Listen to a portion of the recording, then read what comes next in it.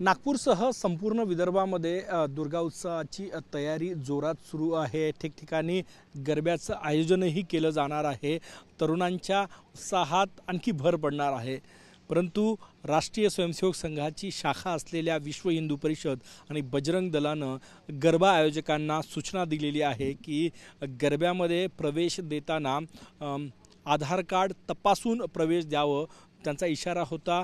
मुस्लिम तरुण दरवर्षी गरबा उत्सवात सहभागी होतात आणि त्यामुळे लव जिहाद सारखे प्रकार घडतात असं म्हणत विश्व हिंदू परिषद आणि बजरंग दलानं गरबा उत्सव मंडळाचे जे आयोजक आहे, गरब्याचे आयोजक आहे, त्यांना सूचना दिलेल्या आहे की जे काही लोक या गरब्यात दरवर्षी प्रवेश करतात त्यांना त्यांचं आधार कार्ड सुरुवातीला तपासून घेतलं पाहिजे। त्यानंतर त्यांच्याकडनं माँ दुर्गेची पूजा करून घेतली पाहिजे आणि त्यासोबतच एक बाब आणखी सूचना देण्यात आलेली आहे, आवाहन करण्यात आलेलं आहे की वराहा देवाचा जो अवतार आहे, वराहा अवतार, त्यांचं पूजन जे आहे ते सुरुवातीला करून घ्यायचं आणि त्यानंतर आधार कार्ड पाहून गरब्यामध्ये प्रवेश द्यायचा, जेणेकरून विधर्मीय असा शब्दप्रयोग जो आहे तो विश्व हिंदू परिषद आणि बजरंग दलांनी केलेला आहे।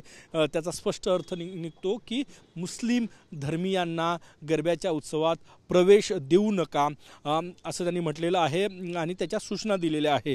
जर कोणी मुस्लिम तरुण या गरबा उत्सवात आले तर त्याची माहिती बजरंग दलाला द्या, विश्व हिंदू परिषदेला द्या आणि त्यानंतर ते त्यांना पोलिसांच्या स्वाधीन करेल अशी माहिती देण्यात आलेली आहे। सगळ्यात महत्त्वाचं म्हणजे जे काही मोठे गरबा आयोजन आहे नागपूर शहरातले, त्या गरबा आयोजनावर किंवा विदर्भातले त्या गरबा आयोजनावर या ठिकाणी विश्व हिंदू परिषद आणि बजरंग दलाच्या कार्यकर्त्यांचं वॉच असणार आहे असंही त्यांनी सांगितलेलं आहे।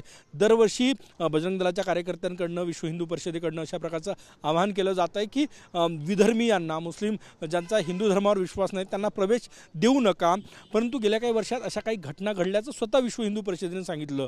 लव जिहाद सारखे प्रकारही गरब्यातून घडले। गरब्याच्या माध्यमातून तरुण मुस्लिम तरुण इथे येतात, हिंदू मुलींशी संवाद साधतात आणि त्यानंतर लव जिहाद सारखे प्रकार घडलेले आहेत, अशा केसेस झालेल्या आहेत। असे उदाहरणही विश्व हिंदू परिषदेचे प्रशांत तित्रे जे विदर्भ प्रांत चे मंत्री आहेत त्यांनी असं सांगितलेलं आहे। त्यामुळे यावेळेस पुन्हा एकदा चर्चा सुरू झाली की गरबा उत्सवात मुस्लिम तरुणांच्या येण्यावर बंदी घाला, येऊ देऊ नका असं आवाहन करण्यात आलेलं आहे।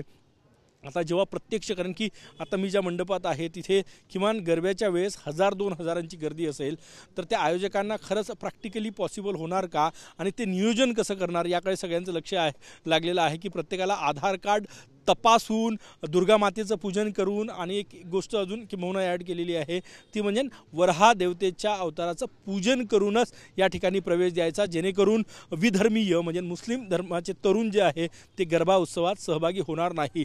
पहिल्यांदा हे विश्व हिंदू परिषदेनं आवाहन केलं असं नाही, गेले अनेक वर्षांपासून विश्व हिंदू परिषद अशा प्रकारचं आवाहन करत आहे। परंतु यावेळेस त्यांनी सांगितलेलं आहे की आमचे कार्यकर्ते, विश्व हिंदू परिषद आणि बजरंग दलाचे सक्रिय कार्यकर्ते आहे वेगवेगळ्या भागांमध्ये, ते या ठिकाणी गरबा उत्सवावर लक्ष ठेवून असणार आहे आणि आम्ही कारवाई करणार, पोलिसांच्या स्वाधीन करणार असंही ते म्हणालेले आहे। त्यामुळे आता जेव्हा प्रत्यक्ष गरबा उत्सव सुरू होणार तेव्हा मंडळांसमोरचं एक मोठं आव्हान की आधार कार्ड तपासून कशा प्रकारे प्रवेश दिला जाईल आणि कायदा व सुव्यवस्था बिघडू नये म्हणून पोलिसांसमोरही चॅलेंज असणार आहे।